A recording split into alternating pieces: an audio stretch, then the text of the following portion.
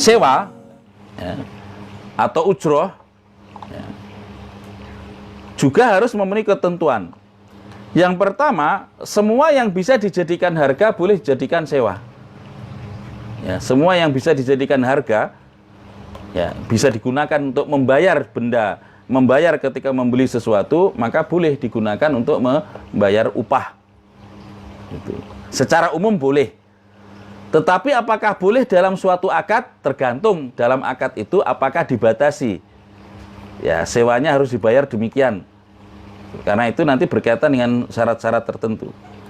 Jadi sewa itu bisa berupa harta, bisa berupa manfaat. Ya, bisa berupa harta, bisa berupa manfaat. Bisa berupa harta itu bisa berupa uang, bisa berupa harta yang lain. Gitu. Bisa juga berupa manfaat. Misalnya menyewakan rumah dengan sewa berupa manfaat mobil. Ya, maka itu boleh. Jadi ongkos sewanya dibayar dalam bentuk manfaat dari mobil. Nah, karena itu sekali lagi, bagaimana mungkin manfaat mobil dengan manfaat rumah tadi itu bisa dipertukarkan, ya, kalau tidak bisa dinilai. Karena itu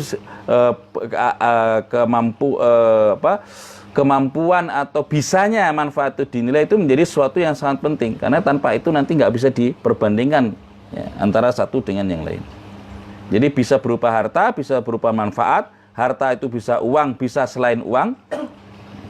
Kemudian sewa itu harus jelas. Ya, sewa itu harus jelas. Hanya saja kalau orang melakukan akad sewa, sementara sewanya tidak jelas di dalam akad tersebut, maka akad yang demikian itu jatuhnya adalah akad yang fasad. Tidak sampai batil. Gitu. Nah, menghilangkan kefasadan berarti sebab fasadnya dihilangkan. Ya, ini ketidakjelasan sewa itu dihilangkan sehingga menjadi sempurna. Gitu. Kemudian berlaku kalau tidak ada kesepakatan yang jelas tentang sewanya berapa, berlaku nanti yang disebut dengan ajrul misli. Ya. Ya, berlaku ajrul misli, sewa yang semisal, sewa yang sepadan. Ya, sewa yang sepadan. Nah, terkait dengan sewa yang sepadan ini kan diberlakukan ketika terjadi perselisihan, yakni ketika tidak tercapai apa yang disebut dengan ajrul musamma. Ya, tidak disepakatinya ajrul musamma, yakni upah yang disepakati. Nah, kalau tidak ada kesepakatan tentang upahnya berapa, maka itu nanti akan berlaku ajrul misli. Ya, siapa yang menentukan ajrul misli? Ini kan tentu adalah istilahnya qadhi sebenarnya. Qadhi yang berhak untuk menentukan ajrul misli. Hanya saja bukan individu qadhi yang menentukan. Qadhi hanya menetapkan sebagai sebuah keputusan ajrul mislinya sekian. Tetapi yang bisa menentukan ajrul misli itu berupa sekian, berupa ini atau sekian, itu adalah mereka yang memiliki keahlian. Ya. Memiliki keahlian untuk menakar dan menilai ya, berbagai manfaat yang ada di masyarakat. Ini sama seperti, ini sebenarnya dikiaskan kepada mahar misli.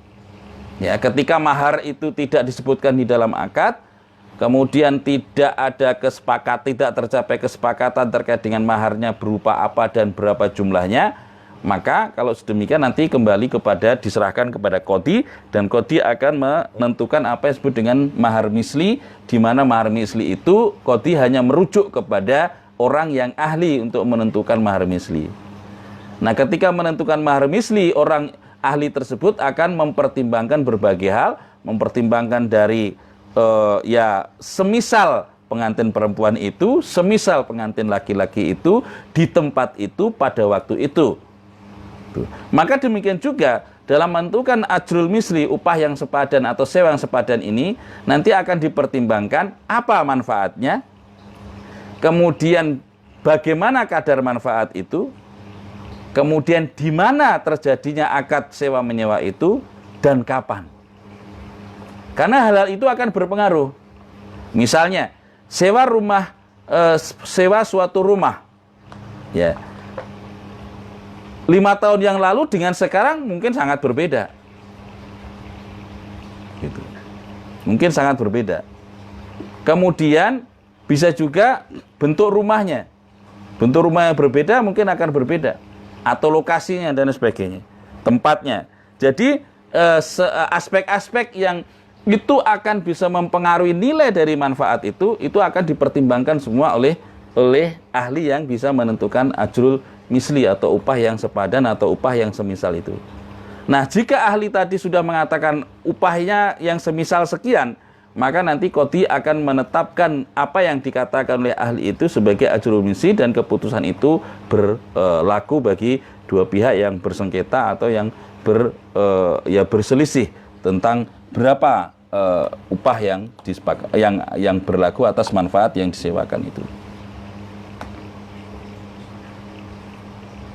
Nah, hukum asalnya atau pada pokoknya yang namanya sewa itu diberikan kemudian. Ya, diberikan kemudian.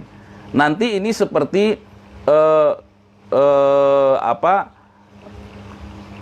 berdasarkan hadis yang berkaitan dengan ijaratul ajir.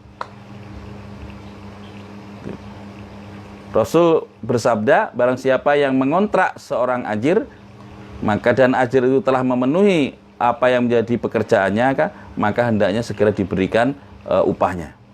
Jadi hukum asalnya atau ketentuan pokoknya, sewa itu diberikan setelah setelah manfaat itu ditunaikan. Tetapi boleh juga disyaratkan, ya, boleh disyaratkan, tidak seperti itu. Misalnya disyaratkan sewanya dibayar di muka, atau boleh juga disyaratkan sewanya, dipersyaratkan oleh kedua pihak tentu saja, sewanya dibayar kemudian, gitu. Jadi ini hampir sama dengan jual beli, gitu. Di mana jual beli itu boleh langsung dibayar di muka, ya, ketika barangnya sudah ada, ya. Jadi barangnya ada, kemudian dijual, itu boleh dibayar di muka, boleh juga dibayar pada saat diserah terimakan, boleh juga dibayar dengan secara utang, di kredit. Maka begitu juga sewa menyewa ini boleh juga sewanya secara kredit, gitu. Atau digabung, gitu. Sebagian dibayar di muka, sebagian dibayar nanti pada akhir setelah ditunaikan. Atau diangsur pada sekian waktu tertentu, gitu. Nah, itu boleh. Nah, begitu pula dalam hal ini nanti kedua pihak boleh menentukan syarat-syarat tertentu untuk kemaslahatan mereka, ya, terkait dengan akad sewa menyewa tadi. Ya, tentu apa bentuk syaratnya tidak bisa dibatasi. Intinya yang selama syarat itu tidak melanggar ketentuan hukum, ya, ketentuan syariat.